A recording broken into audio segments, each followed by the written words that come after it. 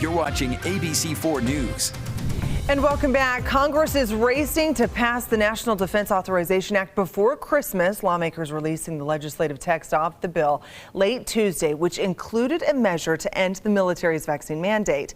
Washington, D.C. correspondent Anna Warnicki has more on why the White House called the move a mistake.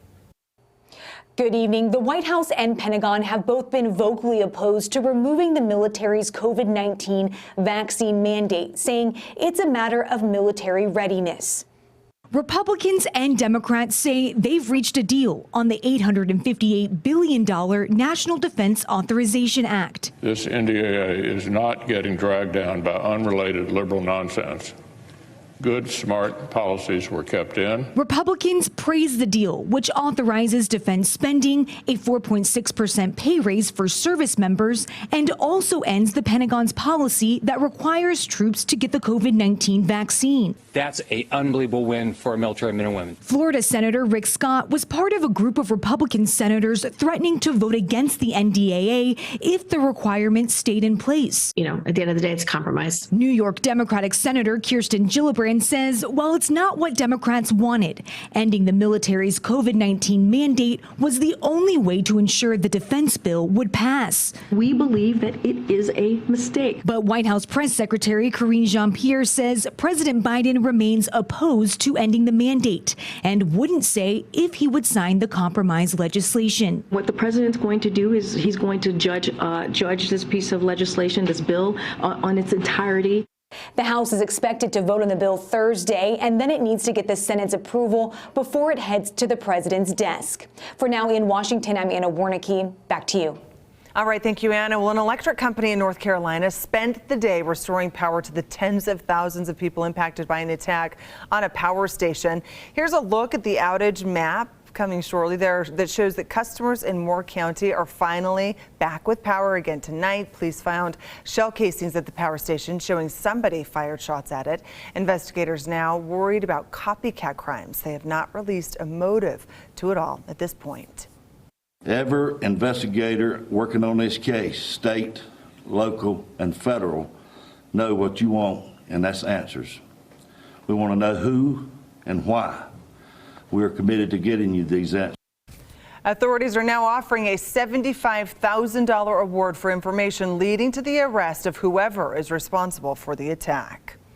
And with the triple threat of respiratory viruses still surging and more people of all ages suffering from either the flu, RSV, or COVID, health officials and even some schools are taking action as adult hospitalizations are at the highest level since last year's Omicron surge. ABC's Zorin Shah has that story. Tonight, health officials warning of an alarming rise in the triple-demic. People either with the flu, RSV, or COVID. Hospitalizations for the flu are at a decade high. Cases of RSV appear to be peaking in some areas. COVID hospitalizations increasing. 80% of adult hospital beds are now full, the highest peak since the Omicron surge. We are seeing high rates of flu, and we are anticipating, what we've seen before, which is higher rates of COVID that come after the holidays and during the winter season. Nevada now fast-tracking nursing licenses because pediatric admissions are so high. These parents waiting nearly 24 hours in an emergency room for their child who has a collapsed lung, RSV, and pneumonia. She had low oxygen, which they call hypoxia, and a fever, and they said that they needed to admit her right away. And our Maria Villarreal in an emergency room where beds are quickly filling up. Our hospital is full, our ICU is full, and that is scary because we know that there are sick kids out there. In Maine, 2 schools shutting down today to sanitize. Health officials saying the closure is due to an open respiratory illness outbreak. Meantime, the FDA will decide whether or not to approve Pfizer's RSV vaccine for adults over 60 by May of 2023.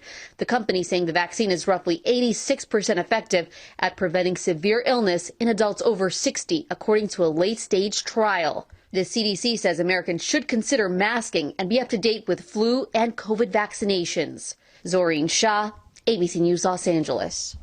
Time now for Utah's most accurate forecast with Alana Brophy. Weather rates certified 11 years in a row. All right, and back here at home, all that's happening right outside of our window. Let's check back in with Alana. Emily, we've got snow falling along the Wasatch Front, and we're tracking it on the Storm Tracker radar, which gives you a pretty good idea of where we still see those active conditions. It includes eastern Utah, clearing out of the south, and then now this band has moved into the north. Let's take a good look here as we zoom on in, give you a really good idea of that band that's impacting Utah County all the way up over into Tooele County, towards Salt Lake County, and then pushing towards Ogden. Now we know it's moved into Davis County as well. It's light snow showery activity, but we've got those cold temperatures. And as we kind of zoom on in and take a good look, we also check over on the eastern side of the state where we've got rain over I-70, but that pink that you're seeing, that's mixed precipitation. Now this is moisture that originally came from the south. Yeah, we were dealing with the moisture in southern Utah for a bulk of the day, but that has now pushed further north. It's an exiting storm system that's going to lift to the northeast, so it's something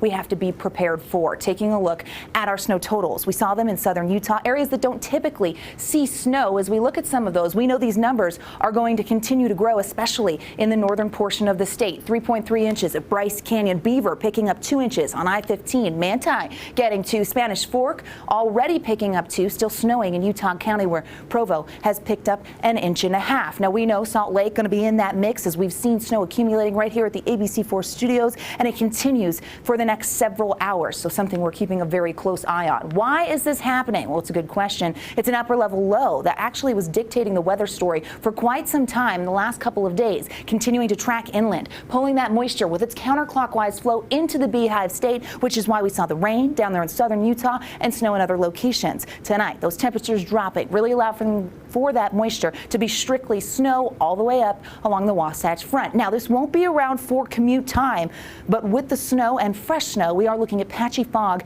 as well as icy conditions on the roads as this system continues to track inland and cause just a little bit of a headache for drivers out there tonight. Folks leaving the Jazz game have to be extremely careful. Here's a look at the futurecast, because we've got a really active pattern that sets up. We see this band eventually exiting the state. We see eastern Utah staying active into the early morning hours, but then as we kind of roll through, we get a break for our Thursday, which is really nice to see, but it doesn't last long. By Friday, another storm system starts to roll in. It's a quick hitter. You saw it move through northern Utah. Okay. It doesn't stick around for very long, but it does bring a shot of colder air. Check this out. Our next storm brewing off the Pacific. This means business, and it's going to impact us as we roll into the weekend. It starts to track inland, and as we roll into Saturday and Sunday, we get rain transitioning to snow. This is Sunday afternoon, and you notice this becomes a statewide event with rain down there in St. George. It will transition to straight snow. Here we are by Monday morning and into the afternoon, and we see that snow holding on and lingering into early Tuesday. So an incredibly active pattern taking hold as we get through the next several days. So something that we're going to keep our eye on. When it comes to the 7-day forecast, we do have the potential of seeing rain down there in southern Utah yet again. Thunderstorms were there today, but as we take a look Sunday and into Monday, we bring back that wet weather with the winds whipping around, so we have to be ready for that. Overnight lows will be in the 30s. There could be portions of southern Utah that start to see some snow mix in. We did have that in Dameron Valley today, which we saw that video, and it was interesting because, yeah, northern portion of higher elevations of Washington County tapped into it. Okay, the Wasatch Front. This is important because it shows that active pattern really taking hold, and that's something we're going to see Friday. And then as we roll Sunday into Monday, starts as rain, quickly transitions over to snow. Monday brings that snow potential, and then we're going to linger into Tuesday morning. As we roll into Wednesday, we'll kick the moisture out of there, but we definitely will hold on to cold temperatures, struggling to hit freezing as we roll into the middle of next week. So our December pattern promising snow and delivering it. Yeah. It's rough out there. Drivers definitely know that you couldn't see the lines when this band of snow started to come down. Emily, right? Yes, around 8:30 when we were driving. It was like no faster than 35 to 45 miles per hour. We were all going that on the freeway. And not messing around with that. Not heavy snow. It's light, but because of our cold temperatures, it's accumulating quickly, and crews are catching up with it and definitely trying to work through. But be careful. Tomorrow morning, icy, so you want to be careful. Inside the Jazz tonight, Dana, forecast? Well, just the local basketball courts. It was an incredible night for basketball.